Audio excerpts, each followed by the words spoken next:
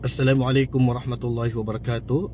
May tanong dito si Mickey Jao 2. Sabi niya, pwede po ba magsambayang ng subo or fajar na hindi makaligo dahil nagmasturbate po ang isang lalaki? Sukran po. Okay, ang pagmamasturbate siyempre haram yan. Haram ito sa kalalakihan. Maliban lang siyempre kung takot siyang makagawa ng zina at kahit na mag-fasting siya, hirap pa rin talagang tinutulak siya makagawa ng zina. So dito, ibang usapan na yon pagka magagawa niya ito. Pero pangkalahatan, ang gawain ito ay pinagbabawal po sa batas ng Islam. Okay, kasi po nagsizina po ang ating kamay dito.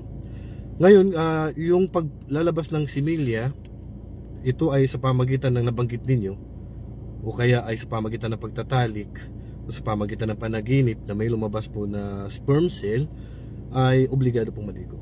Opo, obligado pong maligo basta may lumabas sa iyo na similya, sanhin ng pagtatalik o sanhin na nabanggit ninyo o sanhin ng panaginip na with dream, ay obligado po na maligo. Hindi po matatanggap ang sala kung hindi po maliligo ang tao pagkatapos na may lumabas sa kanyang similya. Wallahu a'lam. Assalamualaikum warahmatullahi wabarakatuh.